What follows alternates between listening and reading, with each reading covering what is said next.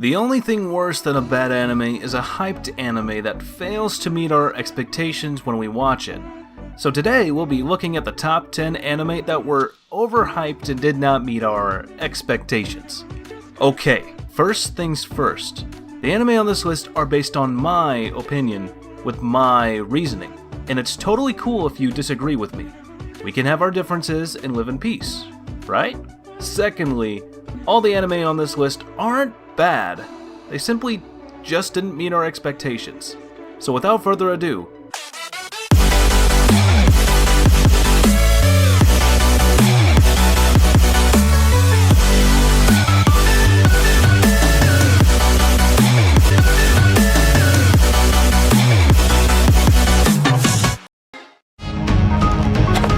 OverRated こちらゴースト OverRated だこれより作戦を開始する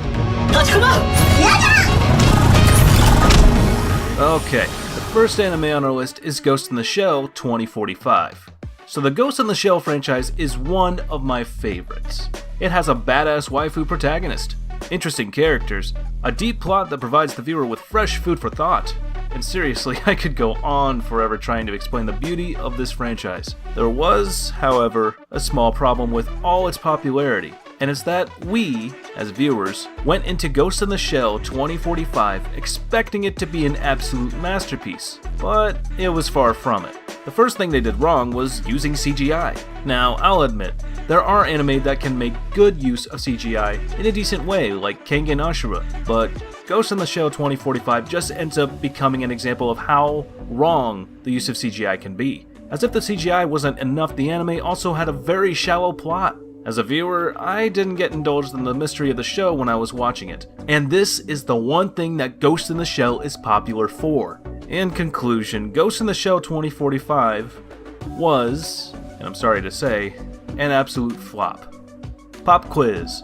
What's the best time to make an anime about a virus pandemic? Yep, the best time to make it is during an actual pandemic. Or at least that's what the creators of the next anime on our list, Jibiate, thought. Now, this anime follows the story of fighters from the past who go into the future, which has been taken over by a spreading virus that turns people into monsters. Now, even people with a below average IQ, like myself, can tell if used correctly, the setup has quite some potential. There are about 1 million ways for the show to tackle deep themes of survival, develop its characters, and the interaction between them as the battle for their lives. But instead of bringing something original to the table, it just ended up repeating tropes from literally any other anime. The action aspect of the show was also ruined because of the clunky CGI, and overall, it was a pretty bad show. The next anime on our list is The God of High School. In this anime, top fighters from across the world are fighting in a tournament to get a grand prize of anything they want. Since the anime revolves around fighting, the animation becomes a vital part of it, and unlike the last two anime on our list, this anime did the animation aspect of the show quite well. Not only that, but the choreography of the show was also top-notch.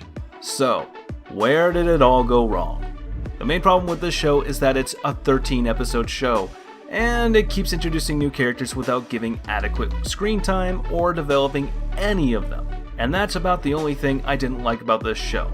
But if you're someone who turns a blind eye to this flaw, you might actually enjoy what the show has to offer in its fights and comedy. The next anime on our list is Our Last Crusade, or The Rise of the New World. The original source material of this anime is a light novel. It features a war between two factions, one having magical powers, whereas the other being more technologically advanced. The story is inspired by the classic Shakespearean novel Romeo and Juliet, as the two people from the other side fall in love with each other, because they have many similarities and could understand each other quite well. Initially, this seems like an interesting setup with a lot of potential, but the anime focuses too much on fan service and shiny magical battles to provide entertainment. In my opinion, the anime should have bothered explaining how the two sides were at war for so long without coming to a conclusion. The cultural aspect of the two factions, but it simply doesn't do that, making this anime perhaps not bad, but let's just say that it wasn't able to meet our expectations. The next anime on our list is Noblesse. There were two kinds of people to watch Noblesse: the ones who had read the original source manhwa, and the ones who went in knowing nothing about it. and the anime successfully managed to disappoint the two kinds of viewers for two different reasons. The storytelling was too aggressive and skipped over a lot of things, leaving the new viewers confused, and the fans of the original manga were disappointed because the anime skipped a lot of key points and removing some of the characters entirely. Like, seriously, how did they make it this bad? Disappointing two different kinds of viewers for two different reasons? That kinda seems like an achievement, man. Seriously. The next anime on our list is The Irregular at Magic High School, or more particularly, its visitor arc. As you may or may not already know, this anime is about humans having acquired the understanding of magic, and the magic high school teaches. Yup, you guessed it. Magic.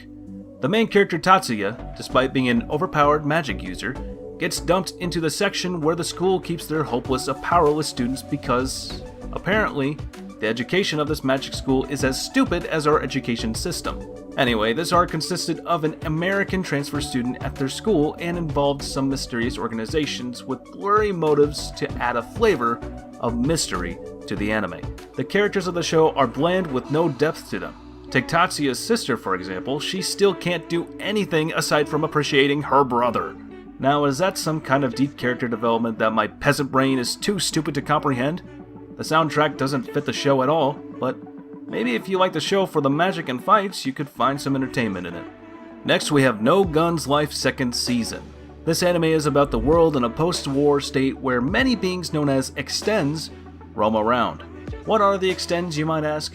They're humans who were transformed into deadly weapons to fight in the war. The protagonist Inui Juzo, who is also an extend, takes on cases involving them alongside Mary and Tetsuro. I'm not really the biggest fan of the first season, but the second season was actually kinda better. It had some character development, and we got to know more about Mary and why she's still chasing her past. Tetsuro develops into a more self-confident person, and we even get to know more about Pepper and Seven, the two main antagonists of the series. The series does develop the characters, but the story is still lacking, making it a disappointment, but definitely not bad, in my opinion. Now, personally, I found the setting of the next anime quite interesting, and the anime is none other than Plunderer. In the world of this anime, people have numbers, or rather, counts, engraved on their bodies. The social status and power of people are determined by these counts, and if the count ever reaches 0, the person would die. Long story short, the show is actually about Hina, the protagonist, as she discovers the truth of her world and its mysteries. The show is actually filled with mysteries, which I like, but the answers to them, when revealed, actually seems a bit absurd. The anime has a lot of tropes like a perverted male protagonist and overly sexualized female characters. I don't really mind the tropes that much in characters, but if they don't have anything else going for them, that's when they leave a bad taste. And Plunderer successfully manages to do that. The next anime on our list is The Misfit of Demon King Academy. In the world of this anime, the war between humans and demons has caused widespread chaos. So one day, the Demon King decided, "You know what? I'm tired of this war stuff. I just want to live in peace." So he sacrificed himself to make peace between the humans and the demons in hopes of being resurrected in the future where things are peaceful.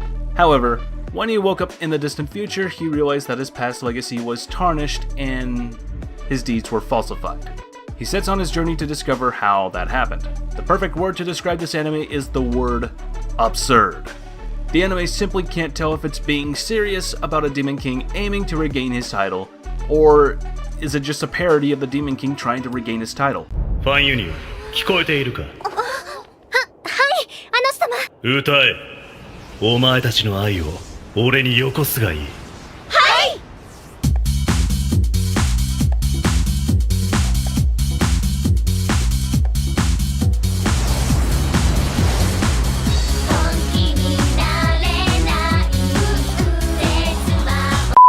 This core problem ruins just about every other aspect of the show.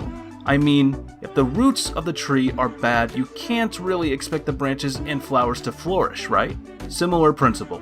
You might be one of those people who actually enjoys this absurdity, as I've seen some of my friends do, and that's totally fine.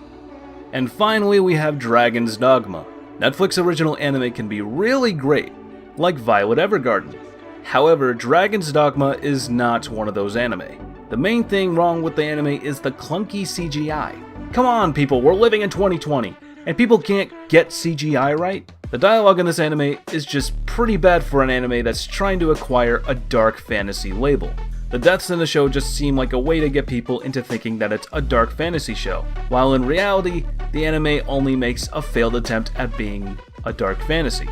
And that's pretty much all there is to it. And with that being said, that concludes our list. If you enjoyed this video, make sure to annihilate that like button, comment your opinion if you disagree with any of mine, and also, subscribe, because I have a lot of viewers who aren't actually subscribed. Like, why do you do that to me, bro? Subscribe and press the bell icon. It'll make viewing my videos much easier.